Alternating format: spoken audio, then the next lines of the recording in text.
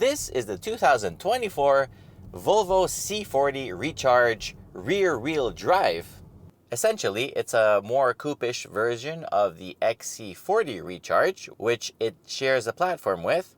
Prices in Canada start at $59,950 for the core trim level. The Plus is $8,000 more. The Ultimate, like this one, is $12,300 more. So this one, as tested, is $72,250.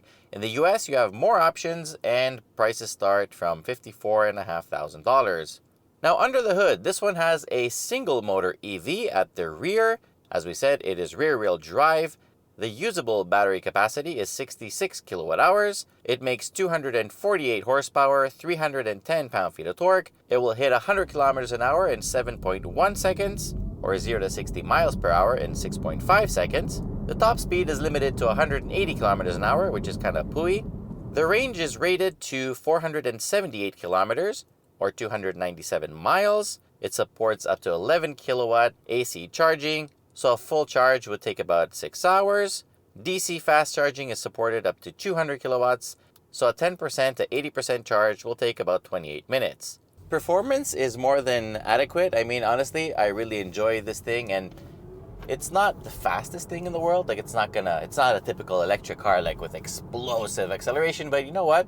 Compared to like the ID4, the Volkswagen and stuff like that, I'm not missing any performance, to be honest, this week. What I'm missing is a sun visor that can block out the sun properly, because it goes lower on this side, but it's higher on this side. So if the sun comes right through that hole, I have no freaking way of blocking it. However, I have to say the headliner, the material used, is incredible. Anyway, but back to performance. Obviously, acceleration is instant. You feel the torque, the surge, everything. But there's one thing I have to say about this vehicle, because all the press cars I've driven so far, EV press cars, have been all-wheel drive. This one is the first one that's rear-wheel drive.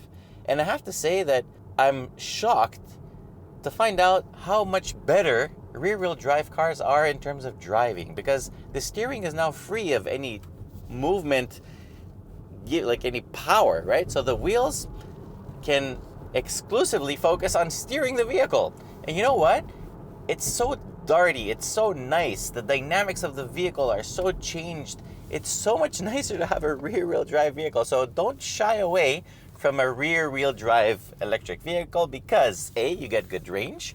B, you save a lot of money. C, you get a car that's so much nicer to drive. I mean, okay, in winter, you might have some traction issues, but not really. Put a nice set of winter tires, you're going to be completely fine.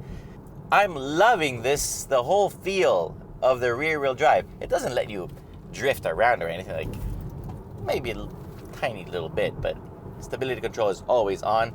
It's such a nice vehicle to drive. I love the way dynamically this car feels. It's just so satisfying. At the same time, handling is very progressive, safe. As I said, it's pretty fun because it's rear-wheel drive, and dynamically it's pretty sporty. If you push really hard, well, it's going to have a very neutral attitude through the corners. It will slowly understeer, then try to oversteer, then the stability control will make everything neutral again. It's a very, very nice car to drive.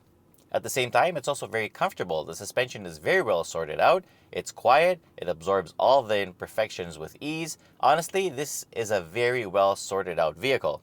On the outside, I like how it looks. It might not have a real grille like the XC40 does in the gas-powered versions in the front, but you know what? It's cute, and in this color, like a cloud blue, it's pretty nice. I like the rear, and it kind of reminds me of that C30 version of Volvo had. You remember that Ford Focus with a funky rear window? Well, this kind of feels like it's an evolution of that. It's a very good-looking car. I like it a lot. Love the wheels. Have no complaints from the outside of the car. And I have no complaints on the inside of the car either. The materials are really nice. I mean, it feels like a premium vehicle. Most of the plastics are nice and squishy. It's very well put together. There's no rattles or squeaks. Everything is nice. You have a nice little garbage bin here in the middle, tube cup holders, wireless charger. Unfortunately, you do not have wireless CarPlay, but with the Carlinkit 5.0 right here. I do get wireless Apple CarPlay, which is fantastic. And if you want to do the same thing, there's a link down in the description. You can buy one of those for yourselves. The infotainment system is pretty okay. I'm not a really big fan of that upright screen. You do have YouTube, which is pretty cool. So you can watch some videos when you're, waiting in the car for your kids to finish their practice or something.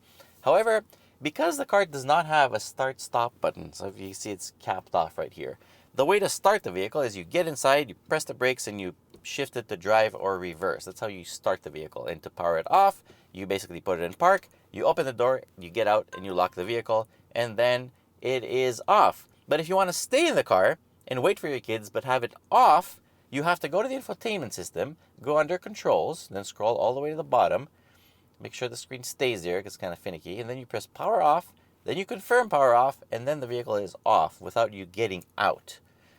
The other annoying thing is if I want to get out, like for example now, I want to get out, go to the back seat and show you this beautiful dashboard. I can't do it with the vehicle staying powered on because the moment I get out of the car, it powers off. A little bit annoying, but anyway. Also, the reverse camera, you don't see much upwards. It's like you just see the downwards part. So let's say if there's something high that you need to creep under, or something that you could potentially smash the roof, you don't really see that while going backwards. It's kind of interesting, but you do have the top view 360, which is pretty good.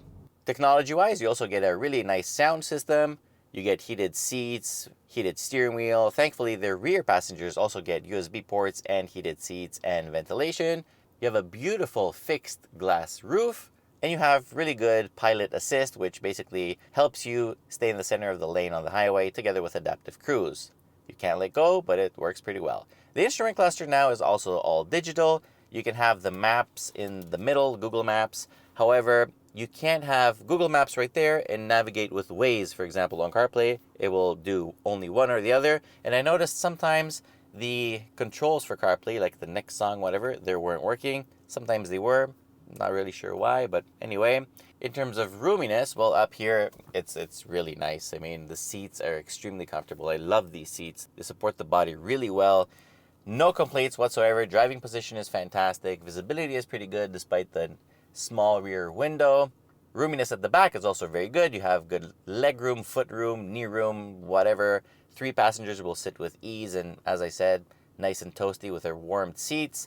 The trunk is also really big. However, it has one really big problem. I guess people complained in the past that maybe the kick to open didn't work, so now they've made it so freaking sensitive that when I'm standing behind there and I'm loading, for example, my kids' backpacks and stuff, it starts closing. It's so annoying. Like, it almost like chopped our heads off a couple of times, and honestly, it is not good. Like, I would completely disable that feature if I could. Anyway, I don't know if you can or you can't, but it's not straightforward. The trunk capacity is 404 liters, and when you lift the floor, you can make it act as a divider, and then it exposes these hooks on the top, which are pretty practical for hanging your groceries. All good there. A really cool feature is this trim on the dashboard where during the day it looks like a geological map, like it's pretty cool. But at night, it's backlit and it's the actual ambiance in here, which is very nice. The other little disappointing thing is that the front is pretty difficult to get to because you have to undo the latch from inside, from outside, then open the second cover. It's not that big, but you know what? You can have some things in there that you don't really need on a regular, so it's okay. All in all, I have to say that this C40 Recharge is a very, very likable electric vehicle. Honestly, I don't have any major complaints other than they could fix the instrument cluster a little bit to have more information because I'm kind of missing this kind of stuff. It has the built-in Google, so you can ask Google questions and whatever. Hey Google, what's 900 kilograms in pounds? 900 kilograms is equal to 1,984.16 pounds. So almost 2,000 pounds, which is your towing capacity in this vehicle because it can tow up to 2,000 pounds, which is great because usually EVs don't tow shit. This one though does. So overall score, I think I have to give it a very respectful 8.5 out of 10. I really like it. It is expensive for what it is, but hey, honestly, nowadays everything is freaking expensive, so can't fault this one.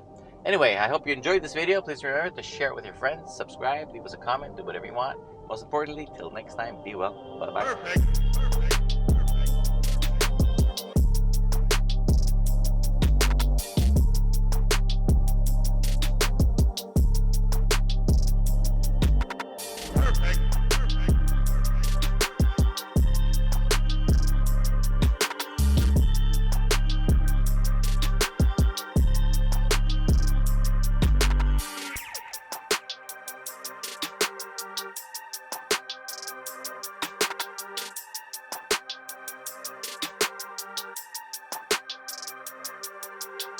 Perfect.